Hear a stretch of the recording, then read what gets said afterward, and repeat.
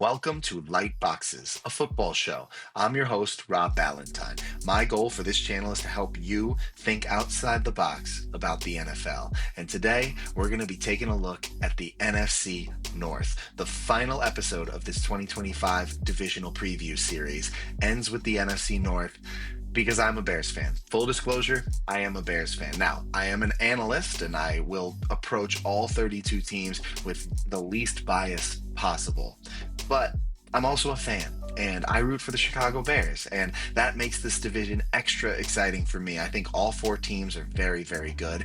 In fact, every team but the Bears were good last year, but looks like it's going to be better for the Bears and for all the other three teams in the NFC North. So I'm excited to dig into this one. Let's get it going. The betting lines in the NFC North really reveal how competitive this division is. In fact, only the NFC West is similarly competitive. First of all, you've got a team at the top of to win the division table with plus odds. A reminder that if a minus is in front of the number, it's more likely to happen. You'll get paid less. But if a plus is in front of the number, the less likely it is to happen. You'll get paid more.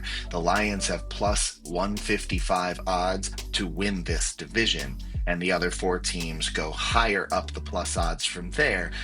But usually a team atop the division has minus odds. The Eagles have massive minus odds to win the NFC East. The Buffalo Bills have massive minus odds to win the AFC East, but that is not the case here. And similar to the NFC West, the NFC North has four teams stepping down in their win totals, with 10.5 for the Lions, 9.5 for the Packers, 8.5 for the Vikings, 7.5 for the Bears. It's the exact same structure in the NFC West. So really exciting division, and the books don't know how to handicap it because there are too many permutations that are possible when you have this many competitive teams. Even the Chicago Bears at the bottom of the division, their odds to make the playoffs of plus 180, they're only the 12th worst in the NFL. That means a team in every division on average, as well as a couple more teams, have worse odds to make the playoffs. It's pretty rare for the fourth place team in a division to have such favorable odds like that. Of course, the coaching change helps, but it seems that this line has moved a little bit. I saw it at plus 194 a couple of weeks ago, and people might have bet the Bears to make the playoffs after seeing the one preseason performance on Sunday night against the Bills. That would be a bit of an overreaction for me, but this is a good example of how lines can shift based on the habits of the betting public. Now, plus 194 and plus 180 aren't huge differences. It's not like the betting public would swing this into the minuses, but good reminder of how betting lines work and how they are mostly predictive, but also based on the betting public.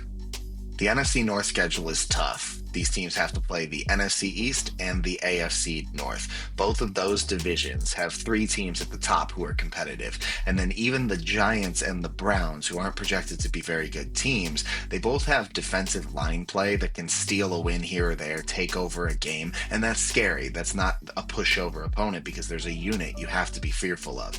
The Giants in general are sort of trending upwards since I recorded about them over a month ago. But either way, these are not opponents you can take lightly, although our NFC North team should be favored against both of them. In the unique opponents, you'll see that they have one home game each and two away games each. That's true for the entire NFC conference. Everybody in the NFC is going to play more away games than home games. The opposite is true for the AFC, more home than away. That always flips back and forth because of the 17-game schedule. By the way, if you're enjoying my content, it would mean a lot if you like the video and subscribe to the channel. Doing these things helps push my videos out to more NFL fans just like you, so it would mean the world. All right, let's dive in to our first team. We're starting with the Chicago Bears. GM Ryan Poles keeps his job after the absolute dumpster fire that was 2024, sticking with Matt Eberflus as head coach, hiring Shane Waldron as OC. Both of those were complete flops that did not help rookie quarterback Caleb Williams have a good start to his career. But he hired Ben Johnson to be the head coach, and we do not know if Ben Johnson will be good. But we do know that this is the first time in a long time that the Chicago Bears have hired a head coach who other teams were targeting. Too often, they have gone for these galaxy brain hires or some retreads like John Fox. This is the first time they've made an inspired head coaching hire. I think in my lifetime, back in the Lovie Smith era, it was the last time we had a solid head coach. So excited to see what Johnson can bring to this team because the roster has a lot of good things about it. The worst part of the Bears roster in 2024 may have been fixed because they acquired Joe Thuney and Jonah Jackson guards through trades, and they acquired Drew Dahlman, a center, in free agency. And those are massive upgrades that can't be understated in their value. Darnell Wright is a solid right tackle, but the left side, the left tackle position, is still a question mark. That's why the Joe Thuney trade is the most important one, because he's playing left guard. And so whoever wins the job at left tackle, whether it's Braxton Jones, who's coming off injury, and I think we know what his ceiling is at this point, or the rookie, Ozzie Trapillo, doesn't look like it's going to be him. It could be Theo Benedette, a second-year player who was a star in Hard Knocks a year ago. Whoever it is going to be the weakest offensive lineman on the Bears, but he'll be next to the strongest. He'll be next to the best player maybe on the entire offense, someone who has won Super Bowls with Tom Brady's Patriots and Patrick Mahomes' Chiefs. And so I like that offset and the ability for Thuney to help teach whatever player is next to him some of the right mechanics and the right ways to handle double teams and all of that stuff. So I think this offensive line is way, way better and should provide Caleb Williams with a clean enough pocket that we can learn what kind of quarterback he is.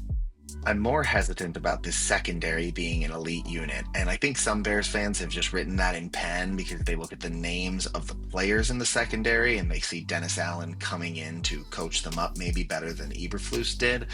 But I'm not so sure.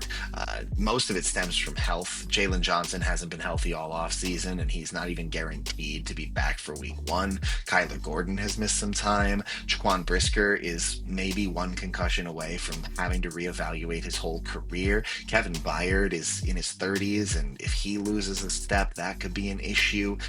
And then there's just the cornerback 2 position on this team. Is Tyreek Stevenson really going to hold that down at an adequate level? Is he fully locked in? Nahshon Wright, unproven player. Terrell Smith was lost to injury for the whole season. He's out with a knee injury. So there's just enough question marks that I am not ready to write it in pen. Pencil, sure, but I'm not certain that this is going to be a great unit like some people are. I'm really intrigued to watch how the Ben Johnson run game unfolds in Chicago. I fully believe in Ben Johnson to call up some cool stuff, and I also believe in this offensive line in a way that they can get it blocked up.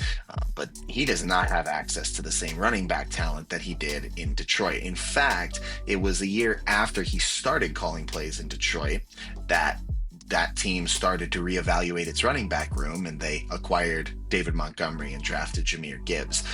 They totally revamped the room after Ben Johnson had already started calling plays. Was that his decision? Not necessarily. But would he be in Dan Campbell and Brad Holmes' ears to say, we could really use some more talent at this position? Yes. In fact, they went away from DeAndre Swift, who is now most likely the starting running back on this team. And they have a 7th-round rookie in Kyle Nanungai. Roshan Johnson is still there, although he hasn't had a fully healthy camp, so we'll see if he's getting enough reps in the new offense to be a factor. So Ben Johnson's run game is going to be electric, but I'm not sure if the running backs can pay it off. So this is going to be a big point of intrigue for me. My favorite draft pick by this team was easily the 1st-round pick, tight end Colston Loveland out of Michigan. Even before the draft, I was on record that I slightly had Loveland ranked higher than Tyler Warren, who went 14th overall to the Indianapolis Colts. Again, very slight margins. It's not that I think Tyler Warren's a bad player. In fact, I think Tyler Warren is a great player. I just think Colson Loveland's even better. I think that his route running offers him more opportunities for separation, and I think he's a better blocker. He's a little younger. I just think that there's so much on the table for Colston Loveland. I think he's going to be a skeleton key to this offense. One of the early comparisons was to Sam Laporta, who Ben Johnson had great success with when he was the OC of the Lions, and now he gets to have Colston Loveland. In fact, this is the first draft pick that he had say in as a head coach. So clearly, the coach is invested in this player. I also am really thrilled that I get to record this after Loveland absolutely crushed his rookie camp song where he sang "Let Me Love You" by Mario, which is one of the best R&B songs of all time. So I'm just completely on cloud nine with the Loveland pick, what it can mean for this offense. I really do believe this is a lofty comparison, but he can become 90% of what Kelsey has been for Mahomes. And if Caleb can become 90% of Mahomes, sky's the limit for this offense. Not saying that'll happen, but that is on the table.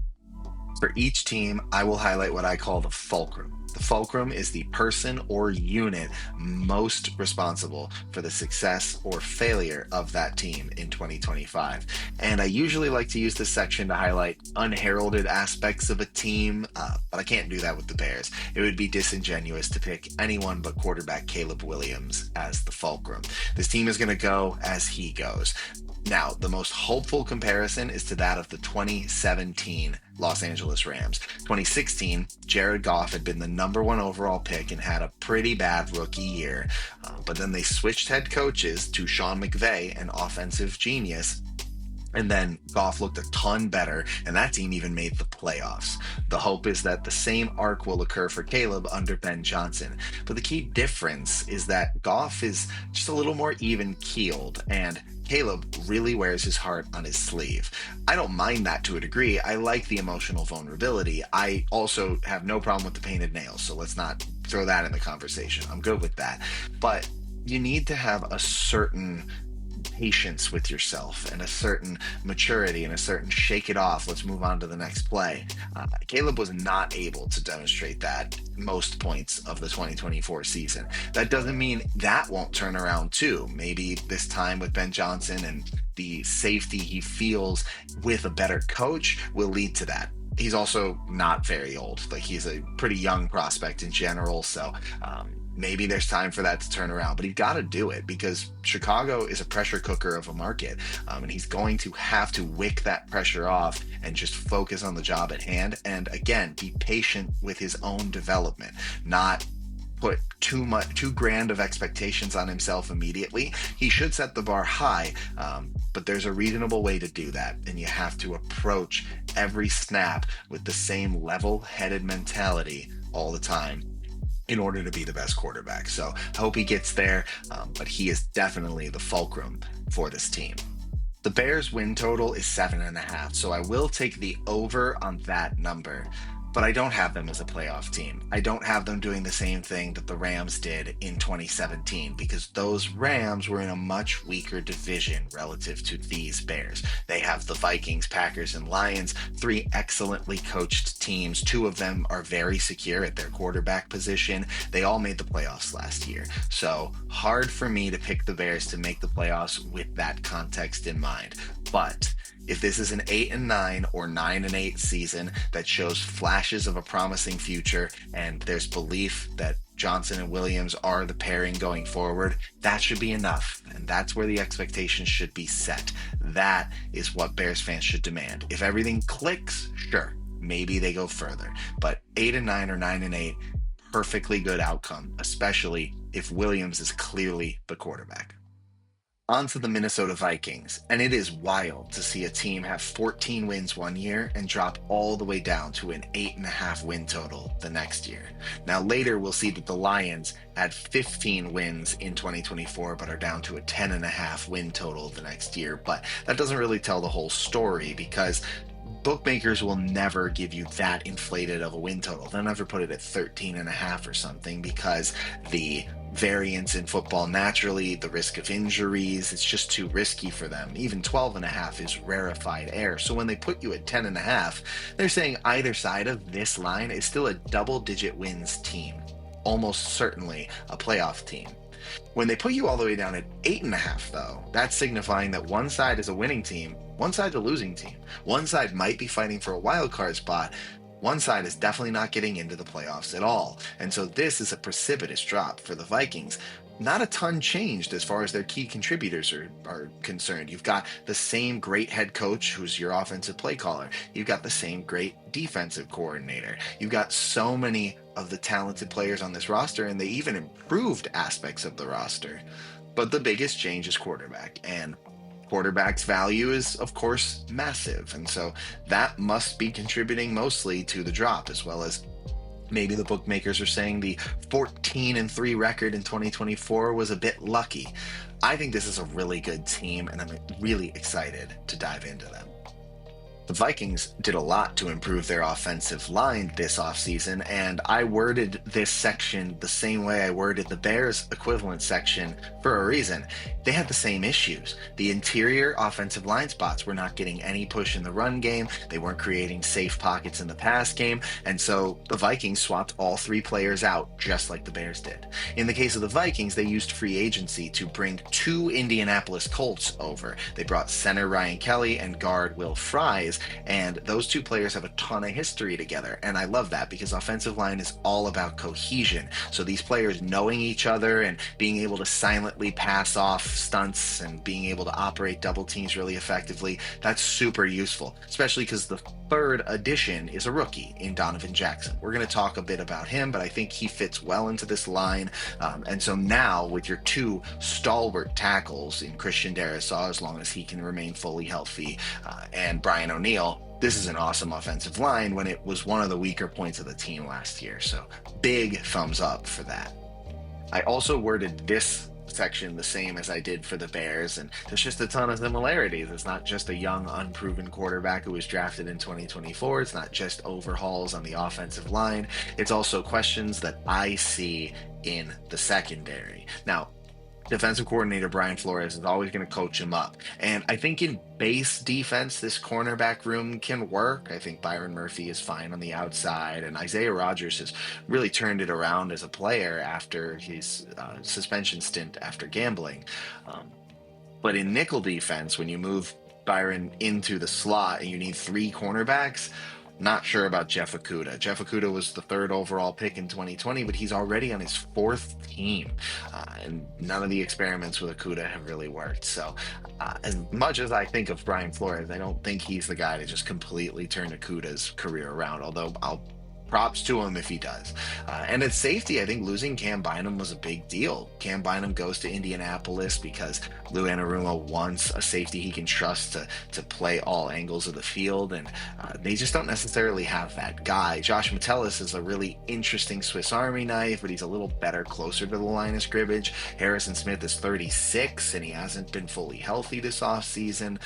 So safety's a bit of a question mark for me, as well as corners when they're in nickel. I'm fascinated to see whether tight end TJ Hawkinson can get back to his elite level of play from a couple of years ago, because he was injured at the end of the 2023 season, and we did see him return to action last year, but it's usually the year after when you are finally good to go, when you have a big injury like his, which was a tear of both his ACL and MCL. So this should be the year we see him back to his full self, and he'll be important for this offense. JJ McCarthy loved his connection with Colston Loveland when they were both at Michigan. He loves using the tight end. He's not afraid to throw it over the middle of the field. I think Hawkinson can be a weapon for this offense, especially because I don't think JJ McCarthy will be as effective an explosive passer down the field to the wide receivers as Sam Darnold was, at least not in the beginning. He might get there.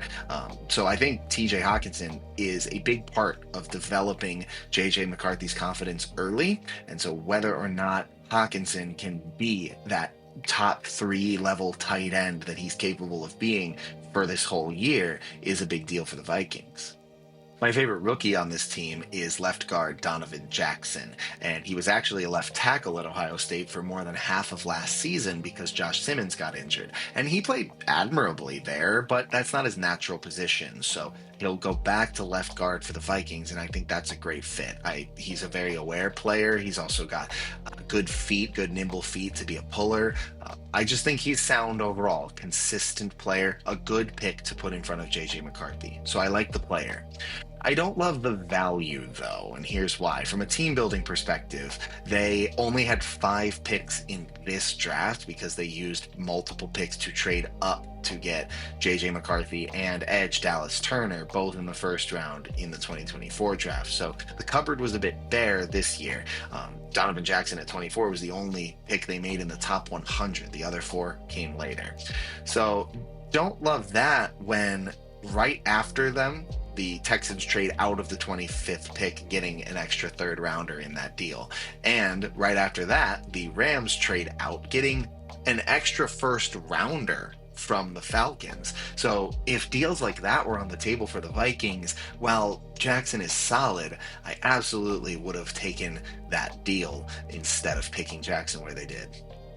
I once again have to make the fulcrum for a team their young quarterback, just like I did for the Bears. But for the Vikings, their quarterback hasn't yet played a down of regular season NFL football because he missed all of 2024 with injury. So how he comes out in his basically rookie season will determine how good this team can be. With JJ McCarthy, he wasn't asked to be the engine of Michigan's offense back in college. That's okay. He was a great leader who helped that team win a national championship, but their run game was really what that was predicated on, as well as their defense. What JJ McCarthy can do as a passer was a bit limited then. And he hasn't had time to refine those reps yet as a pro. So we'll see what he looks like. I think he can be a good passer. I think he's got the arm for it, but he's going to have to learn layers and throwing angles and things like that that are nuanced and take time. And so I don't know yet how great the Vikings will be. It will depend on how quickly JJ McCarthy develops. But with a win total of 8.5, I am hammering the Vikings over. And it simply has to do with Kevin O'Connell. This roster is really, really good. And if quarterback is the biggest question mark, having Kevin O'Connell as your head coach and offensive designer offsets that. We've seen Kevin O'Connell win with any number of quarterbacks. He inherited Joshua Dobbs midweek in 2023, and Joshua Dobbs didn't even know the play calls, yet Kevin O'Connell helped him lead a comeback victory against the Falcons. The next year, they get Sam Darnold, and he helps turn Sam Darnold into a 8-figure quarterback with the Seahawks. So what Kevin O'Connell has been able to do as a quarterback whisperer gives me no worries with JJ McCarthy. JJ McCarthy may never be elite, but he's going to be good. He was a first-round pick, and he's got Kevin O'Connell at his side. So too much about this Vikings team is good, and I think the head coach offsets questions that we would have about the quarterback, and this should be an excellent team. The Green Bay Packers are up, and their head coach, Matt LaFleur, has a win percentage of .670 across his 6 seasons with the Packers. That is the 11th best win percentage of all time, and it's second among active coaches behind Jim Harbaugh. So that's pretty good. Yet, the Packers maybe don't seem 100% committed to him or GM Brian Gutekunst, because the Packers have an interesting situation. If you don't know, they are publicly owned and they have a chairperson instead of a team owner, president who makes decisions.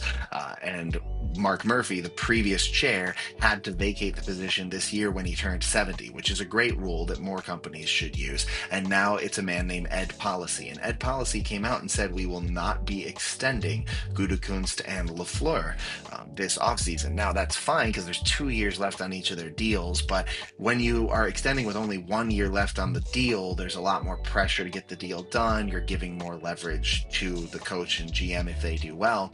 And you could lock them up now. So I'm interested to see what Ed Policy and the board thinks that these two have to prove this year to determine how the extension will go. That's a fascinating wrinkle for the Packers.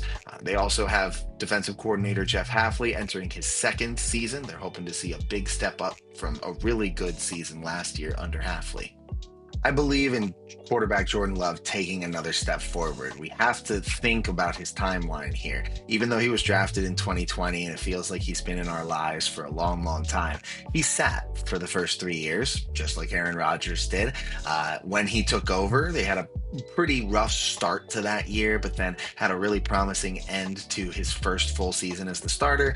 Then last year, his second full season as the starter was mired by injuries. In fact, the biggest issue that many people have with Jordan Love is really lackadaisical footwork, just kind of drifting in the pocket, not really keeping things consistent. Well, his injury was lower body, and so it's harder to maintain good footwork habits when you're playing through a lower body injury for the whole year. So in theory, with him being healthier this offseason, he should be able to develop the right habits more in his third year as a starter.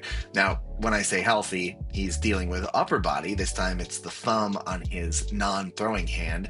So that's already starting his season off a little bit rocky, but I don't think that that's going to be more than a blip, and he should be able to move from being clearly a top half of the league quarterback to pretty firmly a top 10 quarterback. Hard to say top five simply because the position is so deep, but he should be a driver for the Packers for sure.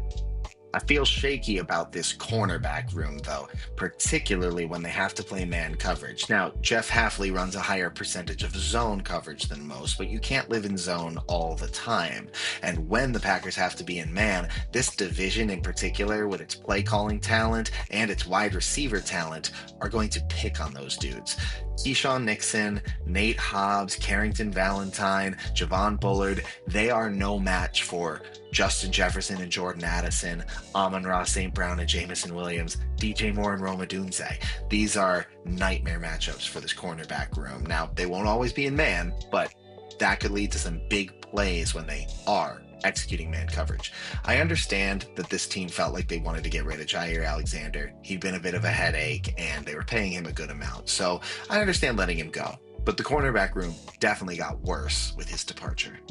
I'm really interested to follow how Quay Walker's contract year goes because he was their first round pick in 2022. And at the time, a lot of people, including myself, thought it might have been a reach. And he's had pretty up and down play. He's a heat seeking missile. He plays with violence, but that's kind of it. He's pretty susceptible in coverage. And the Packers are unsure about him too. They declined his fifth year option and they didn't draft anybody to replace him yet. So they have Edgerrin Cooper, who's shown a lot more. He was a second round pick in 2024 as one of their two linebackers. They didn't really bring in competition for Quay Walker, though, at the second linebacker spot.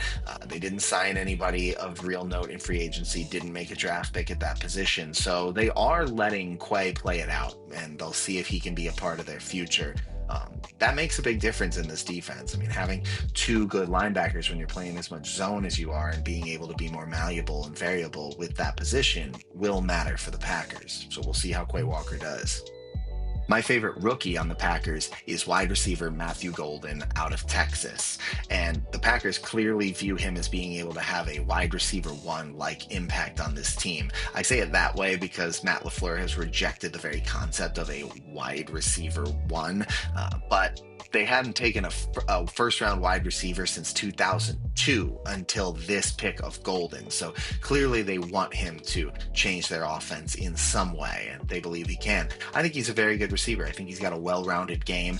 His top speed at the combine isn't always reflected on his college tape, but I also think that he's a savvy enough route runner that he's going to unlock that even more at the NFL level when he has better coaching and training, because the coaching staff at Texas hadn't invested in him very early. He was a transfer from University of Houston, and they kind of thought he was further down the depth chart after other guys, and then he emerged to become their wide receiver one. So I think with the Packers fully investing in him early, he's got a path to an immediate impact for this team.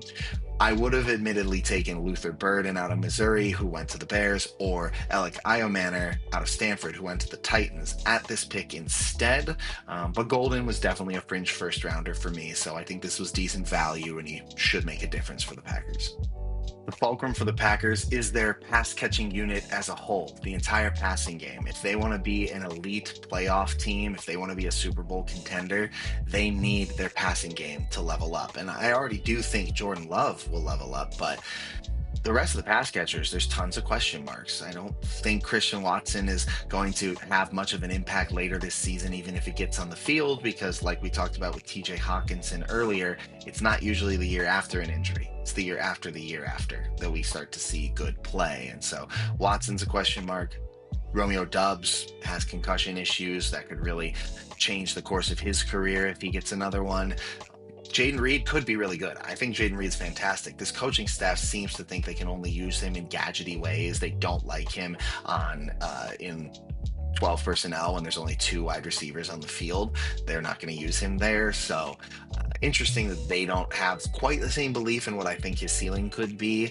Dontavian Wicks, I'm not going to bet on him catching the football until we see it more often. And Tucker Kraft is a good tight end, as is maybe Luke Musgrave, but I still think there's question marks there. So this passing unit, and specifically the people receiving the ball from Jordan Love, must take a step forward with him for this team to be successful in 2025. The Packers win total is 9.5, and it makes it pretty much the hardest for me to call. I think that this is an excellently set line. It's actually minus 110 odds to both sides. So I'm saying pretty much flip coin, which way you going? I'll go with the under because I don't really believe in this pass catching unit being greater than the sum of its parts. I think Jaden Reed not being healthy this offseason is a big reason. Same with Christian Watson, probably not being healthy for a bunch of this season. But also, I'm not sure the defensive line got much better. They're relying almost entirely on internal development and a couple of rookies, and that's hard for me to believe in. And so I can't. Oh, it's tough. I'm going to take the under, though. I could see Jordan Love totally clutching it and Matt LaFleur being on his A game as a coach, and they win 10 or 11 games. I certainly think they're in the hunt for a wild card spot, but I'm going to take them at 9-8 and not winning this division inevitably. We'll wrap things up with the Detroit Lions. They've won the division 2 years in a row, and they've had a steady incline over the years. Dan Campbell and Brad Holmes started in 2021. They had a dreadful 3-14 season, but the vibes were good. They drafted Aiden Hutchinson in the next draft, and they really started turning things around. 9-8 season where they were plucky, then their first division win, and then their second with a 15-2 record. So the arrow continues to point up. There's not much more up you can go in the regular season than 15-1, and I'm not going to tell you my pick yet, but spoiler alert, I'm not picking them to go 16-1 or undefeated. But this is a really strong team still with a lot of stability. The biggest thing, they turned over both coordinator positions and lost 7 assistant coaches overall, including the 2 coordinators who took head coaching jobs elsewhere. So how they maintain continuity with so many new assistants, that'll be one of the bigger things to watch. But even with losing offensive coordinator Ben Johnson, I don't see this offense just falling off because there is way too much talent at the skill positions. Jared Goff as a quarterback, great distributor, and he's got a top 10 wide receiver 1 in Amon-Ra St. Brown. The next wide receiver on the team, Jamison Williams, is probably top 5 relative to wide receiver 2s. Jahmyr Gibbs is definitely a top 5 running back. Sam Laporta, a top 5 tight end. That's just too many weapons for defenses to deal with. So even if the offensive play calling drops a bit in creativity, which isn't even a guarantee, but if it does, then you still have just dudes that are balling, winning matchups that Jared can get the ball to. But if there's an argument for offensive regression for the Lions, it would be centered, pun intended, around the interior of the offensive line, because their center, Frank Ragnow, retired. I'm sorry, I'm as mad as you are about that. I had to do it. But Frank Ragnow was an elite center. He was responsible for calling the protections, and so that's another thing you're putting back on Jared Goff's plate, most likely, while he's learning to work with a new offensive play caller. Graham Glasgow, a veteran guard, is probably going to shift into center. That brings in a rookie, Tate Ratledge, out of Georgia. They let Tate Ratledge compete for the center job early in camp. It looks like he wasn't going to be able to handle that, so he's at right guard. And Christian Mahogany is your left guard, and Christian Mahogany is a relatively unproven player. He played well at the back half of last season when he was called into action, but there's still question marks there. So if this offense were to have an Achilles heel, which I'm not sure it does, the new interior offensive line would probably be it. I'm fascinated to watch the style of play that the Detroit Lions secondary will utilize, because when Aaron Glenn was the DC there, he wanted tough, violent man coverage. That was the style of play he worked up to. In the first couple years, he didn't have the bodies to do it. Last year, they did it pretty effectively until injuries decimated the unit. So this year, are they going to go with a similar approach? If they do, they let Carlton Davis leave and they brought in DJ Reed instead as his replacement next to Terry and Arnold. DJ Reed's pretty effective at man, but he only had to run it 31% of the time compared to around 44% that Carlton Davis ran it last year in Detroit. So you're asking him to step up a huge volume of man snaps, and we could see a fall off if they do that. Not sure.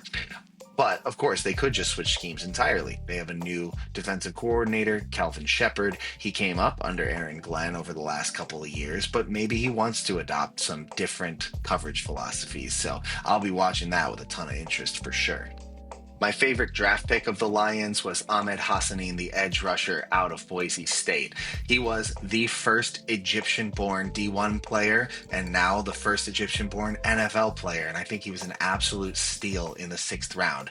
Not only does he fit that kneecap-biting mentality that the Lions want, but despite being pretty raw at football, he already innately understands pad level and footwork, and he's still got a long way to go. There's a lot of development needed, but I think he will be able to make an impact at some point. Unfortunately, that point will inevitably be later because he suffered a pec injury in the offseason. He did say it will not require surgery, so thankfully he should be back at some point during 2025, but would have loved to see his rookie season get off to a better start. Really glad they made this draft pick, though. I think they absolutely stole one late in the draft. The fulcrum for the Detroit Lions is their defensive line. It's the most important part of their defense, and it's relying on some key guys who were injured last year. Aiden Hutchinson was going to be the defensive player of the year until he got injured midway through the 2024 season. He'll be back for week 1 of 2025, but how back he'll be has yet to be seen.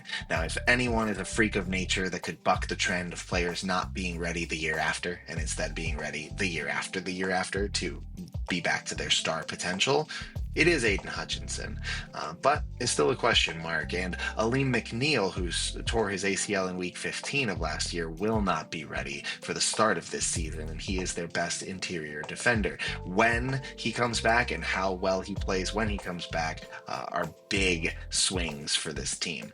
DJ Reader is still a really good defensive lineman, but they lost Levi Onwuzurike to a torn ACL this offseason, and there's not much else on the edge behind Hutchinson. So hopefully this unit can come together. I do believe in this staff and these players, but they're relying on some guys' bodies giving 100% of what they could before their injuries. With a win total of 10.5, I will be taking the over for the Lions. Not by much. It's going to be narrow margins. I don't see them winning 15 games again or anything close. I'd see 11, maybe 12 being realistic.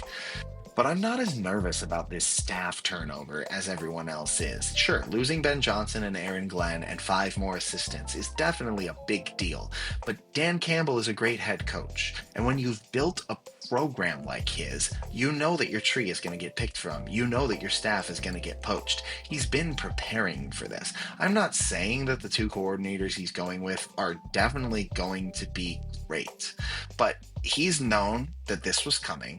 He's known that Ben Johnson has been flirting with coaching jobs for multiple seasons, and he's going to be prepared. He's going to have this team rowing in the right direction. A lot of important pieces like Jared Goff and Amon-Ra St. Brown and Aiden Hutchinson and Brian Branch are still in the building. Panay Sewell, can't believe I didn't mention him at first. They are great players and a great head coach, and so they can weather the turnover and they can win 11 or 12 games. So I will have them winning the NFC North again, narrowly over the Minnesota Vikings. That'll be my pick. And that's the NFC North, a really cool division with 4 really good teams. I have the Lions winning the division, but I wouldn't be surprised if the Vikings or the Packers did. And even the Bears, I would be a little surprised that they were able to leapfrog some teams that were better last year, but maybe this coach and the quarterback are the future. And so all 4 of these teams will be really entertaining in 2025. That ends our final divisional preview on this channel, and I can't thank you enough for being here for any part of it, whether you watched a section of one or you watched every minute of all 8 previews, anywhere in between. I'm really grateful that you spent some time with me. If you're enjoying my content, it would also mean a lot if you threw a thumbs up on the video and if you subscribe to the channel. Those things help the algorithm send my content out to more NFL fans just like you.